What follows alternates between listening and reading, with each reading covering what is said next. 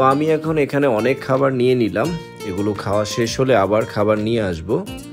তো এখানে হচ্ছে অল্প অল্প করে খাবেন, আবার অল্প অল্প করে আনবেন, খাবার নষ্ট করাটা আসলে ঠিক না। তো আমি এখানে যতটুকুই খেয়েছি কোনো খাবার নষ্ট করিনি। বুফে অনেকে দেখা যায় খাবার নষ্ট করে, যেটা মোটেও ঠিক না। এগুলো হচ্ছে চাইনিজ আইটেম, ফ্রাইড রাইস, তারপরে হচ্ছে নুডলস এবং হচ্ছে বিভিন্ন রকম চিকেন ফ্রাই।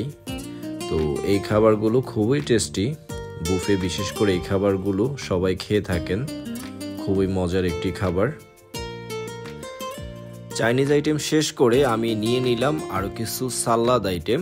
তো এখন আমি এখানে যে সালাদগুলো নিয়েছি এগুলো হচ্ছে বেশিরভাগ ফ্রুটস, বিভিন্ন রকম ফ্রুটস দিয়ে তৈরি এই সালাদগুলো, খুবই মজার এগুলো।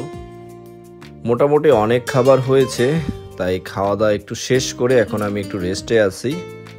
এখানে আমি 10 মিনিট রেস্ট করব, তারপরে চলে যাব আবার হচ্ছে খাবারের জন্য।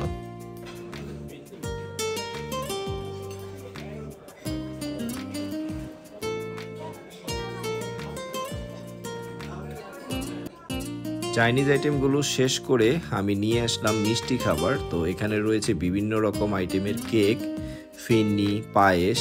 তো এখানে যে মিষ্টি খাবারগুলো রয়েছে খুবই টেস্টি, আমার কাছেও মূলত এখানে মিষ্টি খাবারগুলো বেশি ভালো লেগেছে। তো ওদের খাবারগুলো আসলে প্রত্যেকটাই খুবই টেস্টি, অন্যান্য বুফে আসলে এতটা খাওয়া যায় না, এখানে আমি যতটুকু খেতে পেরেছি।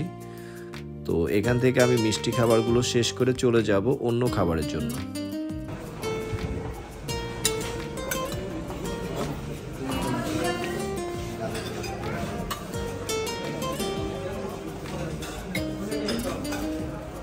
মোটামুটি অনেক খাবার হয়ে গিয়েছে। তো আমি এখানে নিয়েছি স্যুপ, থাই স্যুপ, তারপরে হচ্ছে একটি রোল, চিকেন রোল, তারপরে অন্থন। তো বেশিরভাগ মানুষগুলো আসলে বুফে এসে স্যুপটা এবং অন্থনটা আগে খেয়ে থাকে, তো এটা হচ্ছে আমি একদম লাস্টে নিয়েছি।